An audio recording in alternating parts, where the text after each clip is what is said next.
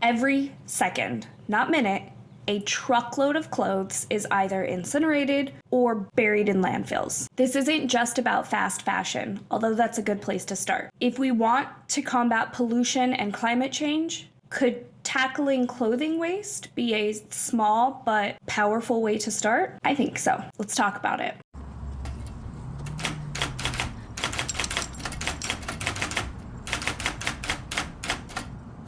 Hi, I'm BKay. Today we're talking about some disturbing truths, dispelling some myths, and considering ways that we can decrease the clothing waste issue around the world, but mostly in the United States. Whether it's fast fashion or buying clothes from TJ Maxx, Target, Walmart like the average person, the way that we buy, use, and discard of clothing has serious environmental consequences. We will explore how clothing waste impacts the planet, what efforts are being used to reduce it, and how policies like the new California textile law could reshape the future of fashion waste management. I am not going to rehash the Shein and the Temu arguments and discussion that's going on. I think those are great discussions to have. I just don't think that that's the starting place. In my experience, the average person buys their clothing from places like Walmart, Target, brick and mortar stores, or Amazon. Most of us have heard about the labor laws that are being violated or the oppression of the people who are forced either by actual physical force or by no other options to work in these places to pump out the fast fashion. What I'm talking about is what we have control over, and that is how we purchase and how we discard clothing. I want to talk about it from more of an everyday person kind of view. A lot of us do not give places like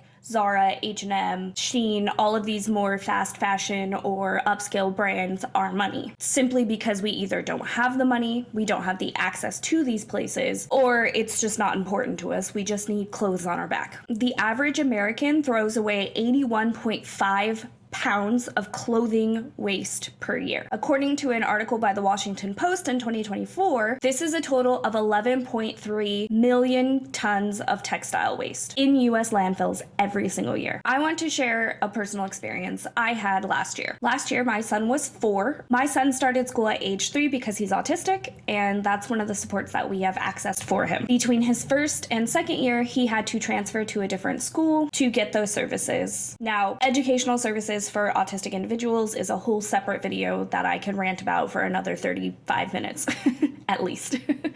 But that's not the point here. The point here is, at school, all of the school personnel are mandated reporters. What that means is, if someone working at the school suspects child abuse or neglect, they are mandated by law to call in a referral to Children and Family Services, formerly known as CPS. It's now known usually as either DCFS or CFS, Children and Family Services. I will refer to them as CFS. The allegations had to do with neglect. The school nurse had called in a referral with concerns that my son came to school in dirty, smelly, and used clothing, and that he generally had an unkempt appearance. Toddlers who are autistic, you know that it's very difficult to bathe them. It's very difficult to clean their ears. It's very difficult to brush their teeth. Very difficult to do any of those basic life tasks. That's point 1. But point 2, the major concerns had to do with my son's clothing. For both of my children, I have an older son who is 13, especially when they were little. My little one is 5, so he is still little. 95% of their clothing from age 0 to, I would say, about 8 are hand-me-downs, are either thrifted or I've picked up for free on Craigslist or Facebook, or other people have handed down to me from their children, especially like my close circle of friends. We all give each other clothing. And I am sure that even if you're not a parent, you've heard parents talk about how quickly children grow out of their clothes. Therefore, as somebody who cares about the environment, as somebody who wants to do small things that I can do in my family and the values I can teach my family, buying new clothes for children is expensive, it's wasteful, and I just didn't want to do it. Teaching my children that self-expression can mean more than just expensive clothing. Teaching my children that appearances and looks are not always reflective of the person inside. Teaching my children that the clothes that they wear and the money that they spend on that is not reflective of who they are as individuals or who they are as human beings is very important to me. And that's another reason why we thrift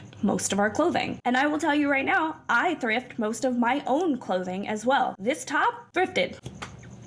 This example about a CFS call for concerns of neglect focused primarily on the fact that my son was wearing old clothes. They're visibly old. They are faded. They have a couple of tears or stains here and there, but they are absolutely clean. His laundry is done every week, probably more often than my own laundry. It does not smell, and it's also washed in a particular fragrance-free. He has very sensitive skin, so I can't wash his clothing in maybe the same kinds of ways that other people do to keep it sparkling clean. But also, the clothes were not sparkling clean to start with because they're thrifted. It also allows me to buy clothing of various sizes so that he has the chance to grow into some of that clothing. All that is to give an example of how we need to reduce the stigma of how clothing looks and what we're wearing and how we're wearing it. We have all agreed to this social norm that we will wear clothes to cover up our bits, but we did not agree to a social norm of that being brand new, name brand, or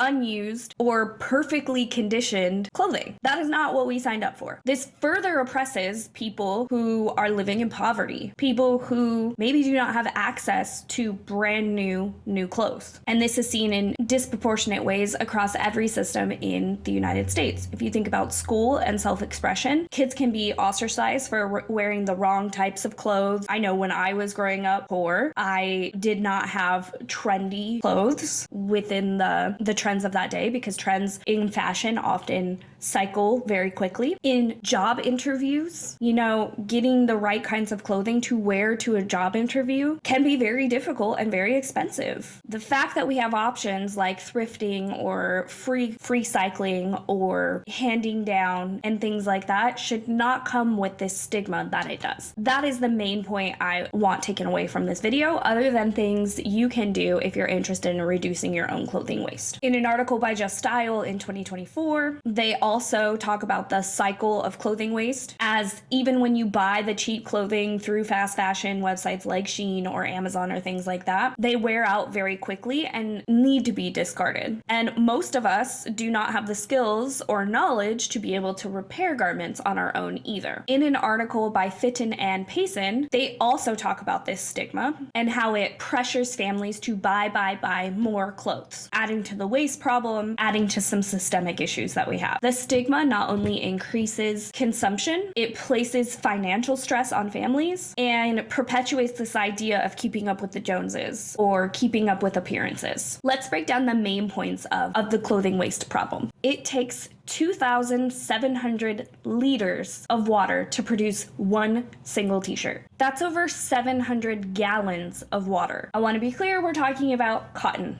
t-shirts.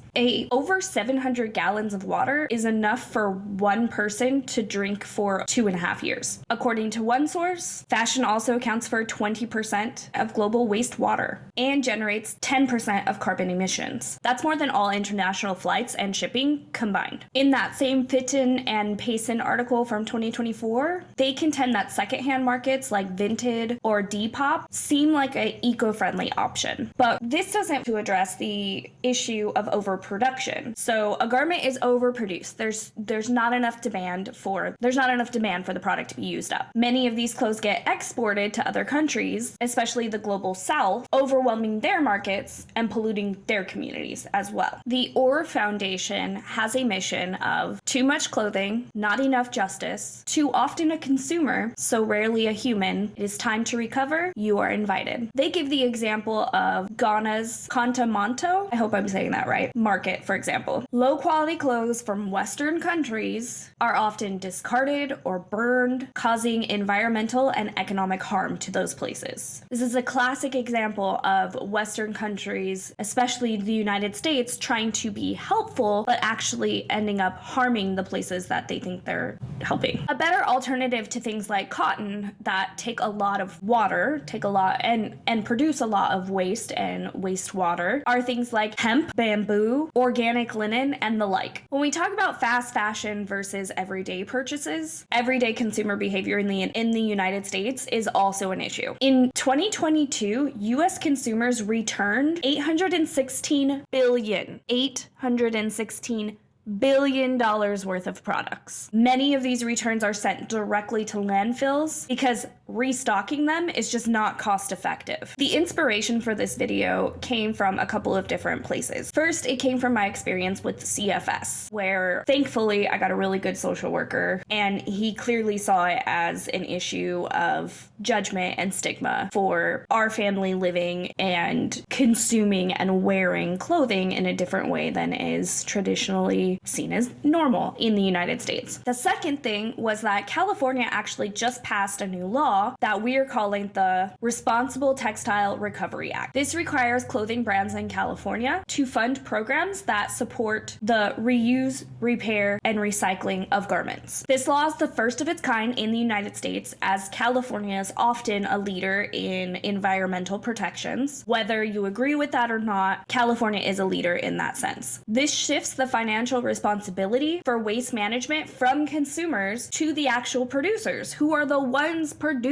and wasting. It makes so much more sense to have the responsibility placed on producers rather than ill-informed and uneducated consumers. Now, the best case scenario is that both consumers and producers are able to be educated together and work toward a common goal of reducing clothing waste, especially. But I do think that it is the producer's responsibility to handle the bulk of that. Like I said before, the average consumer, the average person, no longer has those skills of sewing, repair, understanding how textiles work. But these companies who produce clothing can easily do those things. So the idea is that consumers can send back clothing that has rips or tears or some kind of damage that can actually be repaired, so that the producer can then fix the garment or fix whatever's wrong and then resell it again for somebody else to enjoy and use, either at a discounted price or at the same price, but known that it's been worn in the past. Think of this as refurbishment, but for clothing.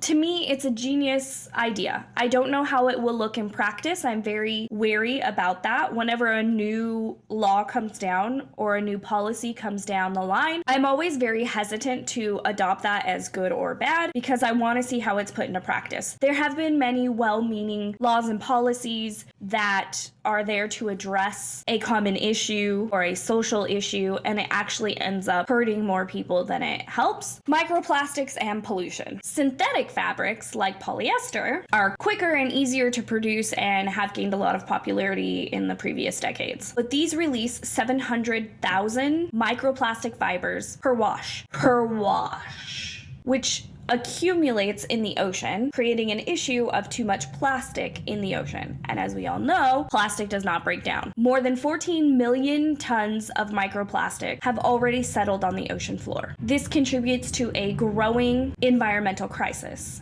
Like I said before, things like hemp and other organic materials can be really useful in clothing. If you're into documentaries and you want to see this perspective from another country, the film Unravel documents how women in India sort through mountains of discarded garments. But they do so their own physical health and unsafe working conditions to recycle these textiles into yarn. So while there's a lot of efforts being made to reduce clothing waste in the sense of recycling and repurposing and reusing these things, it's at the expense of people's health and people's lives. So another way that we can help is to support projects that help people in these other countries that we've harmed, possibly to give them safety measures so that they can do these really great things without the additional risk of their lives. I mentioned thrifting. It's a small thing that we can all do. It's something that a lot of us like to do, but there are some issues there. Apps and thrift stores and reusing clothes in that way and buying and selling used items doesn't get to the core problem of overproduction. Only 10 to 20% of donated clothing is either sold or actually purchased. The thrifting process is not very good. So you donate your clothing, hoping that you're doing good, that those clothes won't end up up in a landfill somewhere. The thrift store that you donate to takes any high-end clothing to sell for a profit, which we can get into the ethics of that, but I personally don't see anything wrong with it if they are using that profit for other socially supportive programs. And then what's deemed appropriate or nice enough to be sold is then washed, price tagged, and put in on the store floor. Then there's the issue of not 100% of those things that make it to the floor will be purchased, hence the 10 to 20% figure. Many brands are coming out with sustainable lines or sustainable collections, but these lines are often what's called greenwashing, providing minimal environmental benefits compared to the massive scale of production of either that line or other lines of the same company. What can we do? We can talk about circular fashion and repair culture. California's textile policy that just came down encourages brands to adopt a circular economy model where products designed for reuse, repair, and recycling. And this idea is from the very start. The clothing is being produced with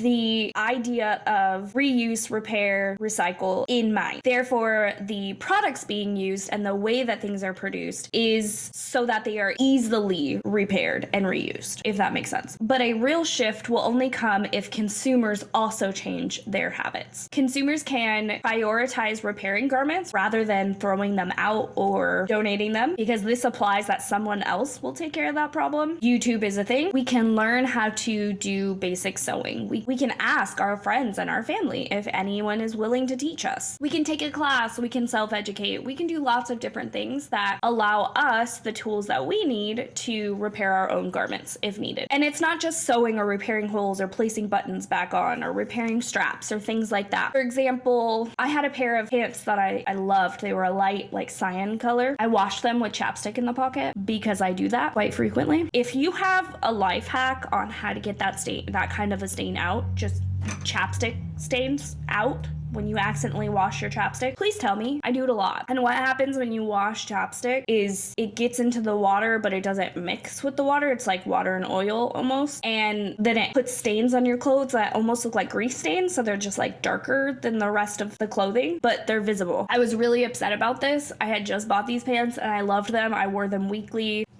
But in this case, instead of getting rid of them or whatever, I actually just got a tie-dye kit and tie-dyed them. The new color, the tie-dye color, it was a darker blue, blended the stains, and so you couldn't see them anymore. A patch could work really nicely over a hole. There are iron-on patches. You can even get iron-on patches of things that you like. And then you have a whole new piece of clothing that's even more personalized to who you are. We can buy clothing made of different materials like hemp and bamboo and things like that. If you've ever had a baby, you may have gotten a bamboo blanket or like burping cloth. So soft. Bamboo stuff is so soft. It's so comfortable. They're great. You can also wear your clothes more than once. I know that hygiene is a spectrum and different people do things differently. From my own example, I don't like jeans in general. I don't like how they feel. They're too bulky. They feel like leg prisons, according to my child. Heavy materials like jeans, I wear 2 or 3 times before I wash them, unless there's something going on, unless I sweated a lot in them because I wore them to, like, I don't know, some kind of outdoor event. I live in the desert, so it's 1,000,000 degrees and sweat happens. I work from home, so if I'm not leaving the house, but I'm wearing a shirt, I might wear that shirt 2 or 3 times before I wash it. The only things that I only wear for one day and I wash right away are things like my underwear. And that's an interesting thing too about underwear. There's like a TikTok trend that went around recently about how you're supposed to get rid of your underwear every 6 months or whatever. Incredibly wasteful. But I would like to point out a statistic from the American College of Obstetricians and Gynecologists, so OBGYNs. They found no direct link between infections and older underwear as long as they're regularly cleaned. So that's just a scare tactic.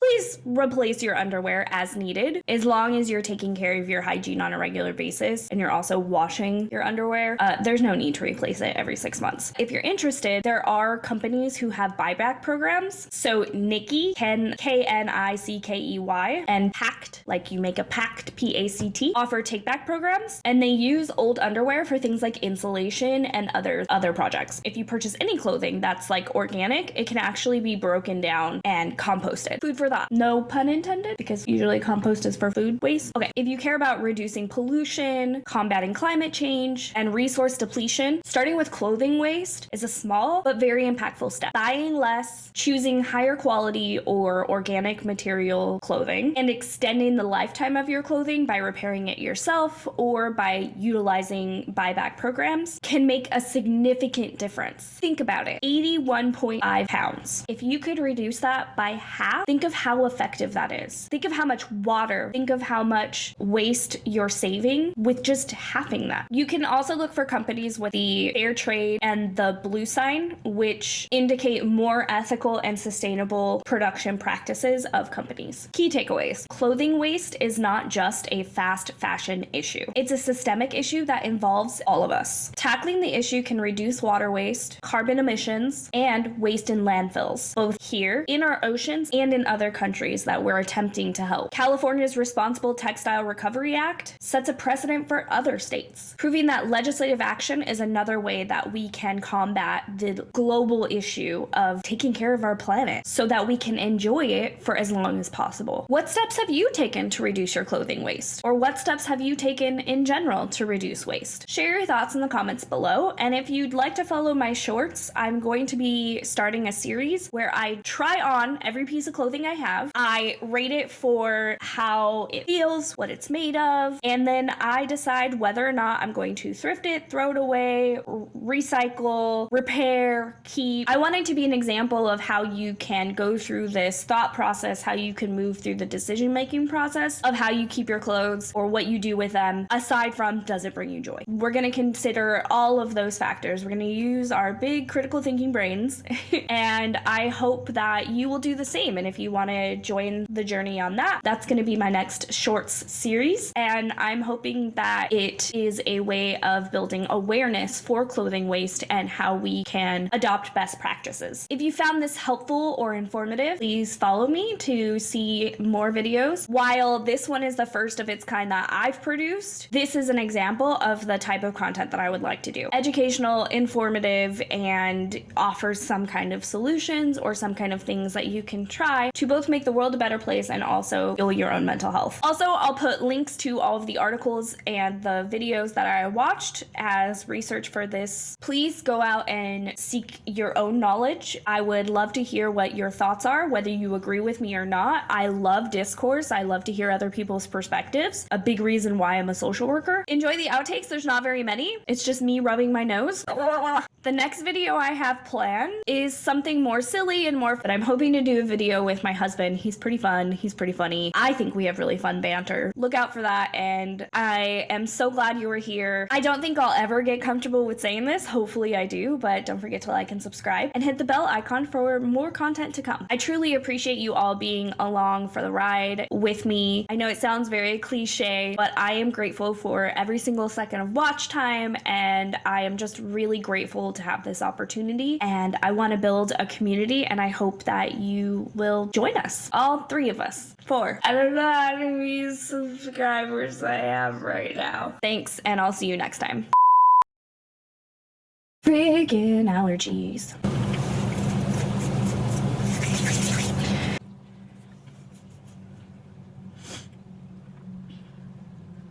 We'll explore how clothing we will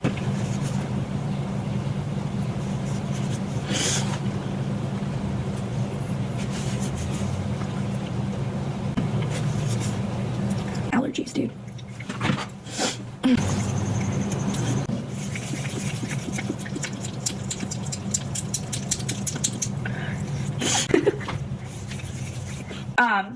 Maybe not very good in theory, but this isn't just about fashion. Intro. Hi, I'm BKay, and today we're talking about clothing waste. We'll explore how clothing will and waste manage it.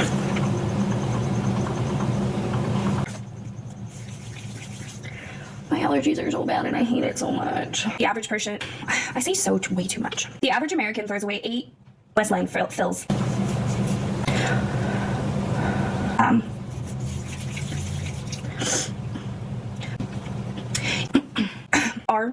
My little one.